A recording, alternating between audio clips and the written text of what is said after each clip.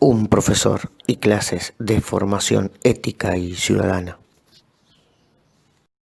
Los saludos a todos. Hoy vamos a trabajar sobre la Constitución Nacional Argentina, pero principalmente sobre la Constitución y la importancia que tienen las constituciones. Por eso la primera pregunta que nos tenemos que hacer es ¿qué es una constitución? Una posible definición de lo que es la Constitución podríamos decir que es el conjunto de reglas y principios o normas que pretenden establecer la forma de un Estado de Derecho, como así también generar las estructuras necesarias para organizar un Estado.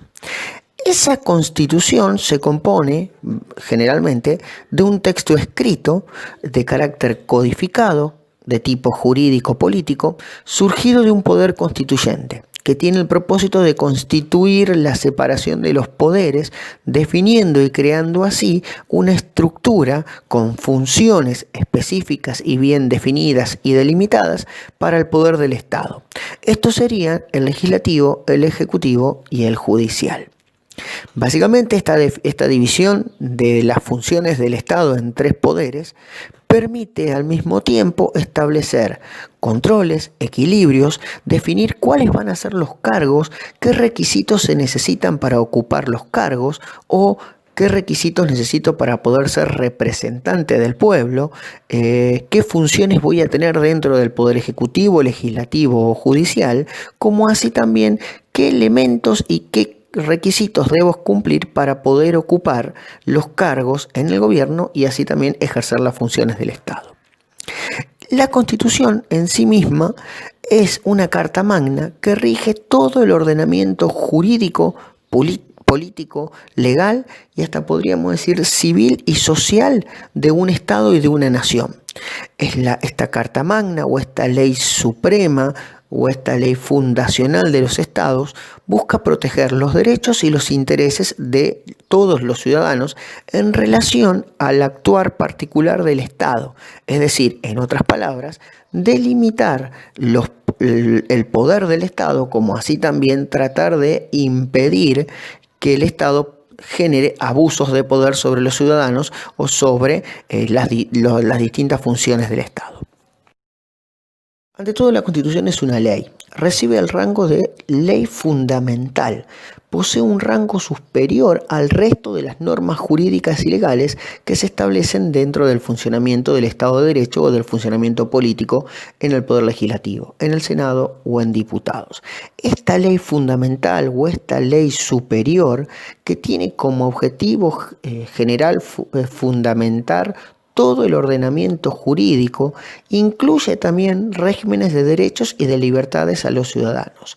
Esta ley fundamental o esta ley superior, que es la Constitución, genera o impone sobre las leyes que van a surgir a posterioridad de ella, desde el Senado o desde diputado, una sola condición: que ninguna ley pueda contradecir a lo establecido en la Constitución Nacional. Es decir, en otras palabras, ninguna ley puede establecer, sancionar o en todo caso deponer o en todo caso habilitar funciones, derechos o deberes que no están incluidos en la Constitución o que están prohibidos con la Constitución. ¿Qué quiero decir con esto? Que la Constitución le obliga o, en todo caso, marca un límite a todas aquellas leyes que van a surgir a posterioridad que no pueden contradecirla. En un ejemplo, si la Constitución establece que el sistema de gobierno de la República Argentina sea representativo, republicano y federal, una ley que surja dentro de unos días no puede establecer un sistema de gobierno que diga monárquico y absolutista, porque estaría en contraposición de lo que establece la Constitución. Y al ser ella una ley fundamental, nadie la puede contradecir. Esa ley que surge se vuelve inconstitucional. Esa ley que surge no se puede poner en funcionamiento porque lo prohíbe la Constitución. Tipo de constituciones. Se puede analizar la Constitución según su reformidad o según su origen político. Si lo analizamos desde el punto de vista del origen político, podemos establecer que existen 4 tipos de constituciones: las creadas por contrato entre varias partes, las impuestas por un grupo sobre otro o por decisión soberana o voluntad general. Estas constituciones, o la primera que podemos establecer del análisis, esta constitución de tipo otorgadas, corresponden tradicionalmente a un estado monárquico en donde el propio soberano, es decir, el rey, es quien organiza y precisamente otorga o forma y sanciona una constitución para el pueblo y para el Estado. Estas constituciones otorgadas generalmente tienen unas características muy específicas que son generadas por una sola parte de la población, es decir, en este caso por el rey. También vamos a tener a las constituciones impuestas, son aquellas que por medio del Parlamento se le impone al monarca estableciendo un proceso constitucional o se establece esta constitución para de esta manera delimitar los poderes del monarca, establecer la división de poderes y generar un sistema de derechos y obligaciones para todos los ciudadanos. Es decir, estas constituciones impuestas presentan una participación activa de los representantes de la sociedad en las tomas de decisiones políticas, porque el Parlamento es la representación de todas las fuerzas políticas de una sociedad.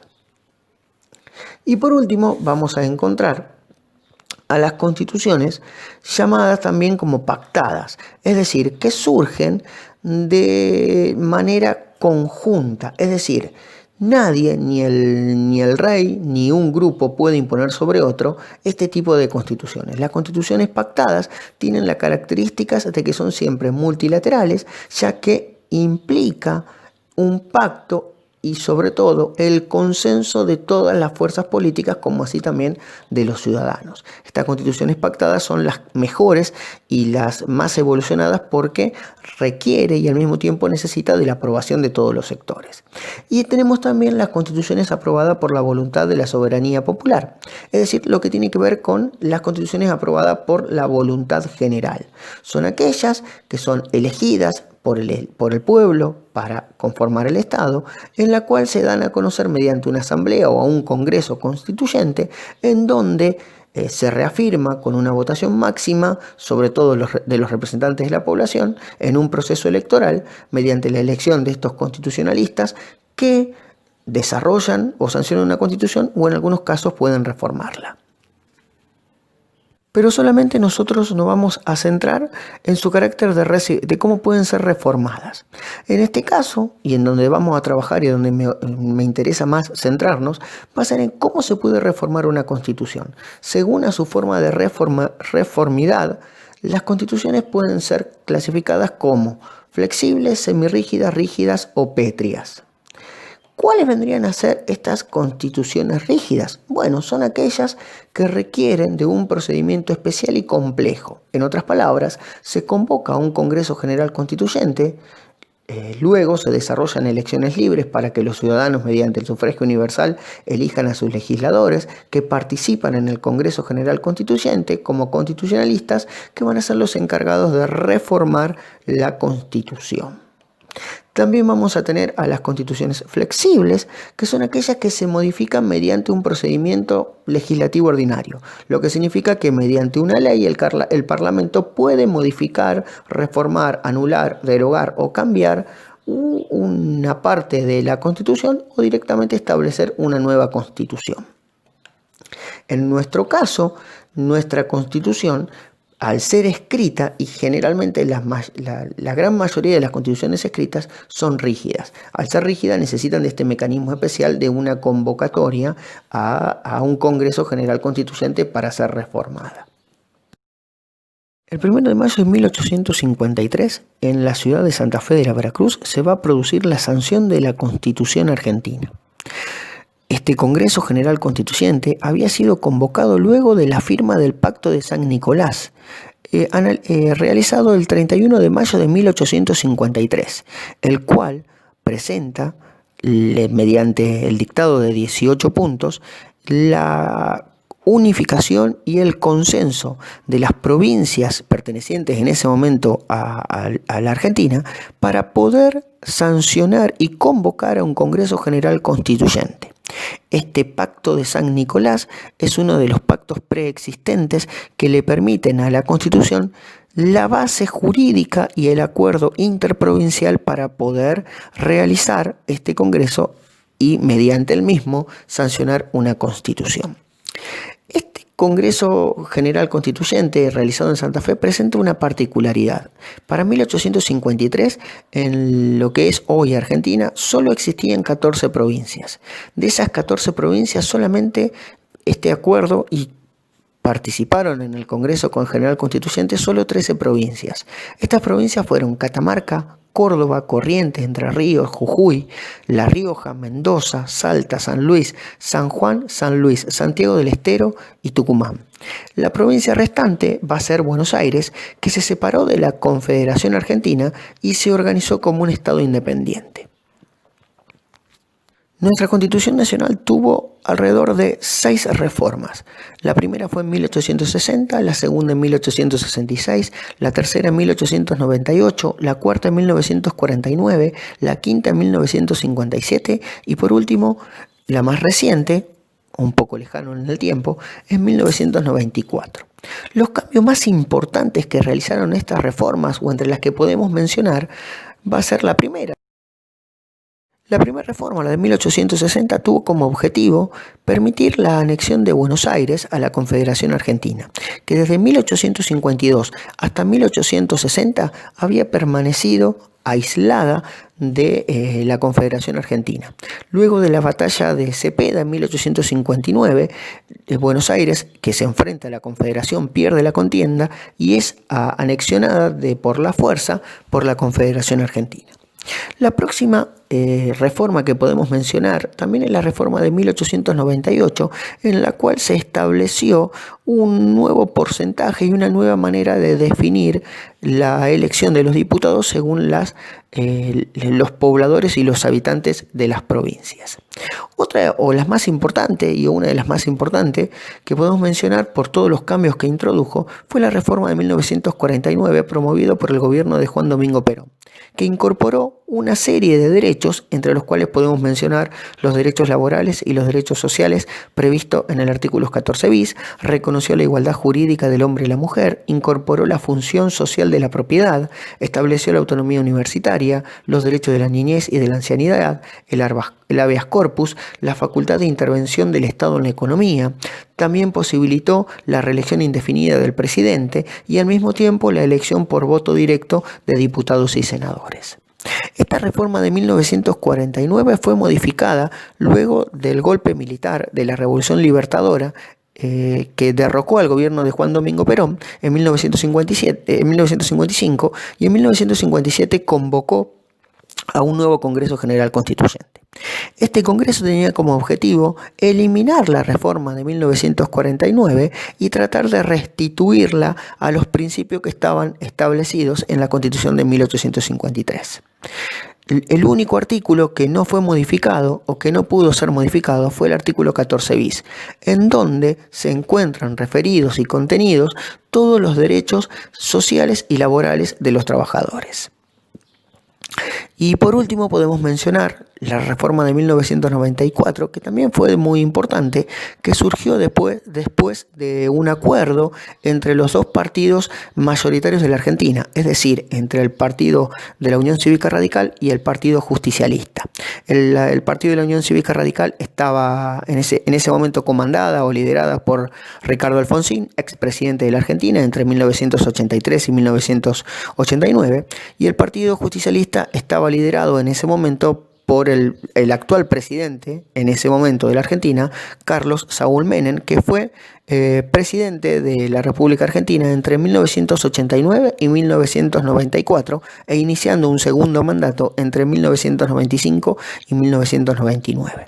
Esta reforma de 1994 se realizó también en la ciudad de Santa Fe, como todas las otras reformas, y estableció y generó un conjunto de cambios muy importantes al establecer en una parte de la Constitución los nuevos derechos, garantías y obligaciones que íbamos a tener de ahora en más todos los habitantes de la Argentina.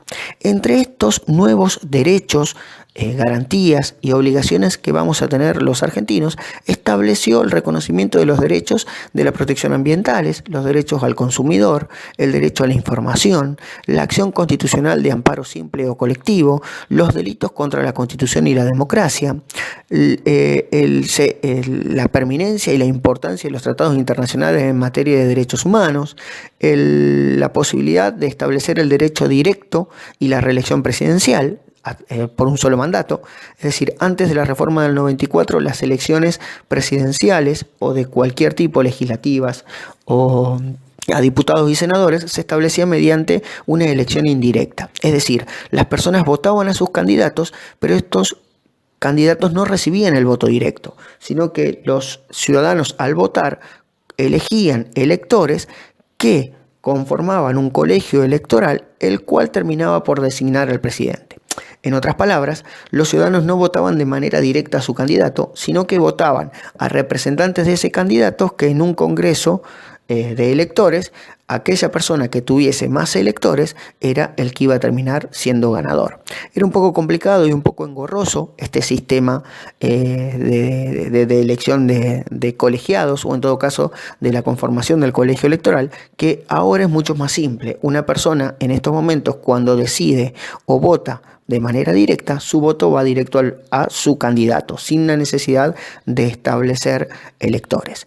Esta forma de elección indirecta o con colegios de electores la podemos encontrar en los Estados Unidos, en donde su democracia sigue siendo una democracia de voto indirecto. Pero volviendo a los cambios de la reforma del 94, uno de los grandes cambios que introdujo fue acortar el mandato presidencial de 6 a 4 años. Al mismo tiempo también recortó el mandato de senador de 9 a 6 años. Al mismo tiempo estableció y reglamentó los llamados DNU, los decretos de necesidad y urgencia.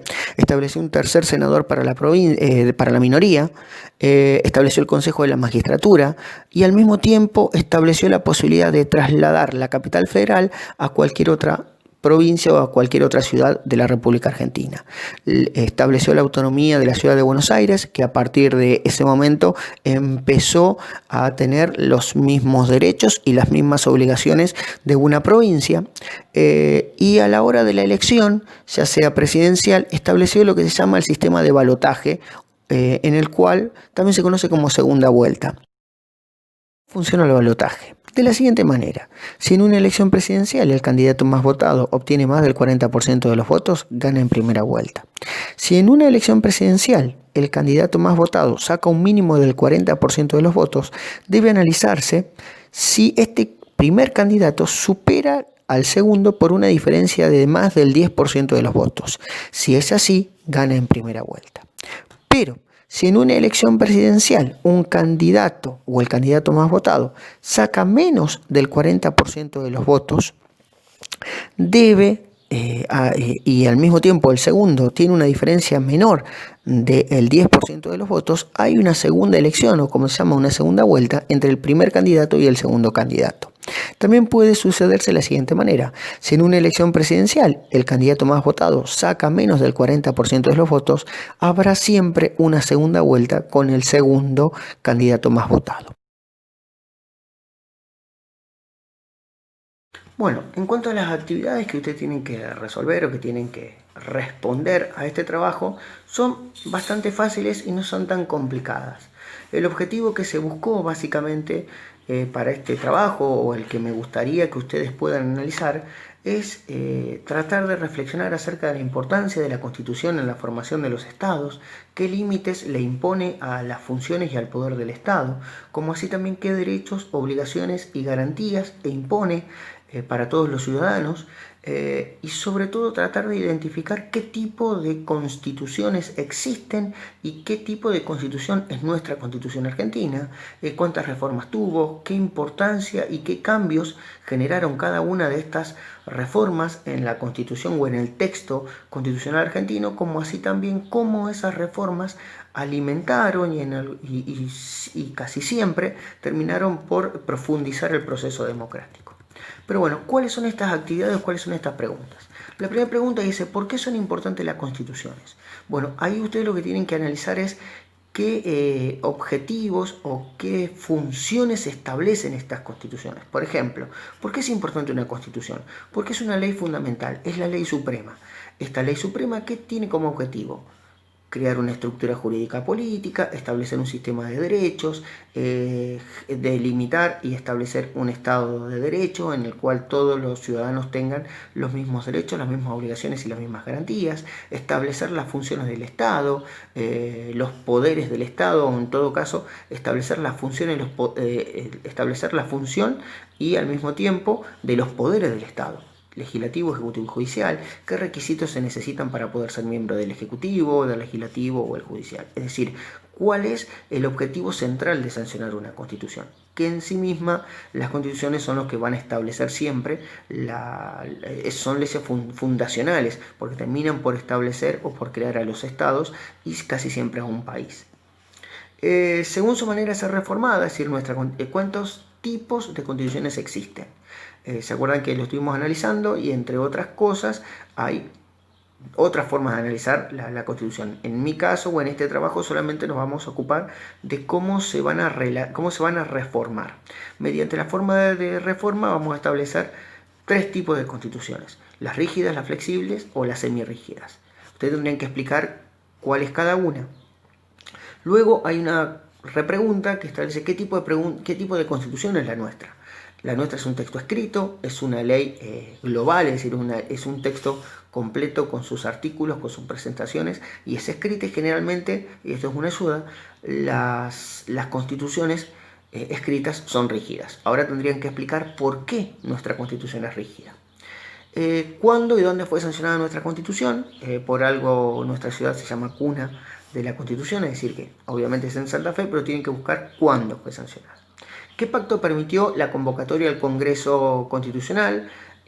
Básicamente en el video está y en el texto está, tiene que ver con el Pacto de San Nicolás, tendrán que explicar por qué. ¿Cuántas reformas tuvo nuestra Constitución? Eso está al final del video. La única ayuda que le doy son 6 y ustedes tendrían que poner cuáles son esas reformas y sobre todo qué, entre todas es la que más me interesa que analicen, que es la última, qué cambios introdujo la reforma del 94. Entre otras ayudas que les puedo dar son estos nuevos derechos, garantías y obligaciones en el cual se establece, por ejemplo, la iniciativa popular, la posibilidad de que los ciudadanos puedan presentar proyectos de ley, la posibilidad de los recursos de amparo, la posibilidad de tener la protección de nuestros derechos como consumidor o la protección de nuestro ambiente. Bueno, una serie de cambios que ustedes tendrían que especificar. Así que bueno, espero que les sirva el video. Y bueno, nos estaremos viendo en el próximo trabajo.